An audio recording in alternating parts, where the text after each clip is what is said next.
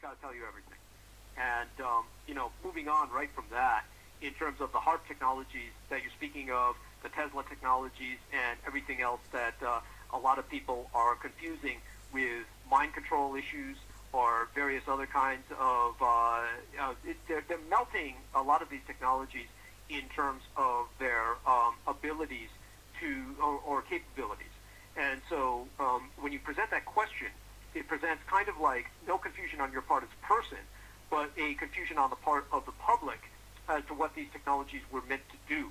And HARP itself is such a huge complex in Gakona, Alaska, that it actually was meant to serve half a dozen functions. And to put this into perspective for you, the real technology, say for instance, Nick Begich, who has been working on HARP for quite some time because his father was an Alaskan senator who died under mysterious circumstances, quite possibly was assassinated. He often speaks of HARP with H-A-R-P. That's not the original acronym. I was sent specifically to investigate what kind of HARP technology was leaking or hemorrhaging in terms of information to Project Censored at Sonoma State University. Now, Sonoma State University, for years, well over a decade, it may be 30 years at this point, has been host to Project Censored, where journalism majors report on the most underreported stories of the year. And it's funded by John McLaughlin of the McLaughlin Group, Ted Koppel, a number of big names in the industry.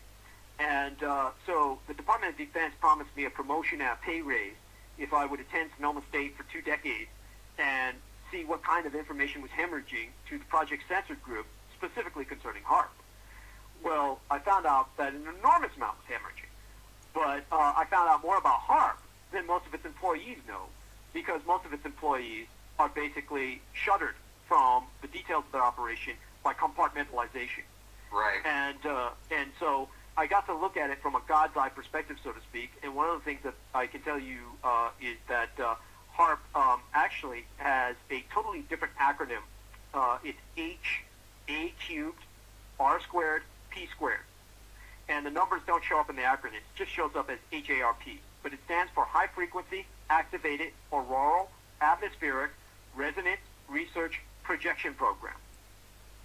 And the whole idea about HARP was based on World War II and the tremendous advantage that the Japanese had over the United States based on natural currents and natural air currents. What people don't realize is that Japan was the first nation on planet Earth in the history of humanity to have a leader who was a trained scientist. Emperor Hirohito of Japan, who was worshipped as a god by the Japanese people, also was a trained scientist, a marine biologist. And as a marine biologist, he was familiar with the Kuroshio, the Japanese current, which flows only one way, from Japan to the United States. And he was familiar with the jet stream, which was the airborne version of the Kuroshio. And the jet stream was something that, because he was a scientist who investigated marine life, he knew so much about it. And the Americans, this is impossible for Americans to believe, but they have to get used to it. The Americans didn't know jack shit. They didn't know there was a jet stream. They didn't discover there was a jet stream till they tried to bomb Japan. Suddenly, their pilots are running into a wind that's at 20,000 feet, that's hitting them at 60 miles an hour, and ultimately forces them to lower their planes, even the B-29s, down to the point where they're hitting the floor and subject to Japanese anti-aircraft fire. This resulted in over 5,000 bombardiers having to parachute over Japan when their planes were shot down. Now, of those, only less than 80 of them survived. And those are the lucky ones caught by the military or the police who were brought in for interrogation. The rest were chopped to pieces by the Japanese public for bombing their cities. And the Americans won't tell you this, but that same wind, which rendered such great defense to Japan, brought all the Japanese ICUBs, intercontinental unguided bombs, over to the United States. And during World War II, 120,000 Japanese balloon bombs generated at least 100,000 firestorms in North America, most intensively throughout the Pacific Northwest. And the modern American who can't fathom, how could the U.S. government hide this? They don't realize that in 1939, the same year that war erupted in Central Europe, the United States government officially announced that 503 million acres of land remained totally uncharted in the United States. Another 50 million acres, 2.2% of the U.S., were last surveyed quite inadequately over a century ago. In the 1990 census counted about 143 counties in 15 western states with 2 or less people living on every square mile. That's about 572,000 people in an area of 950,000 square miles. Another 25% of the nation. We know nothing, practically nothing, about the 20% of the United States, of the western states of our own nation, and another 25% so sparsely populated that's virtually uninhabited. And together this amounts to well over half of the entire United States. And guess what? It's all federally owned.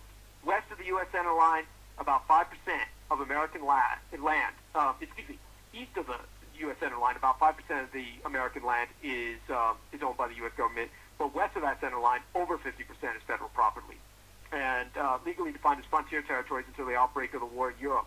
So, what people don't understand is the Japanese mapped these currents so well, these air currents, by these fires. Because you might ask, why are they generating all these forest fires? What does that do for them? Because Japanese reconnaissance and airplanes were able to map these wind currents so well using these forest fires that on March 9th through the 10th of 1945, when 334 B-29 dropped 2,000 tons of fire bombs on Tokyo, Emperor Hirohito responded with a single wind current directed 30-foot diameter balloon that floated in low across the Yakima Valley through a massive rain front, no less, to its intended target, and it struck down the main transmission line, carrying power from Bonneville Dam to Hanford Works, the site involved in the generation of plutonium for the Manhattan Project's headquarters at Los Alamos.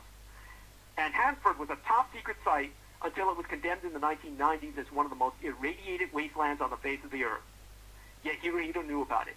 And by heating those telegraph lines, carrying that power to the Manhattan Project, he suspended the Manhattan Project from March 10th through the 12th. Total shutdown status, because it took Hanford personnel 72 hours to bring the piles back up to operational capacity, and he exposed total security compromise of the Manhattan Project. That's what a trained scientist in charge of a nation in wartime can do. And that's how bad the Americans had it. They were so desperate that they were basically ready to surrender at the time that the Japanese hit them after Hiroshima with the unconventional air weapons loaded with biocidals. They had mapped the wind current so well they could eliminate the entire U.S. population, statistically. And that's when the Americans sued for peace. That's something they're willing to kill to prevent you from knowing. And they fielded a football team that was all offense and no defense. So that's what HAARP's about. HAARP was designed to make that jet stream reverse. The whole idea behind HAARP is to generate enough power to make this jet stream go in total reversal in the event of resumption of hostilities with the Empire of Japan.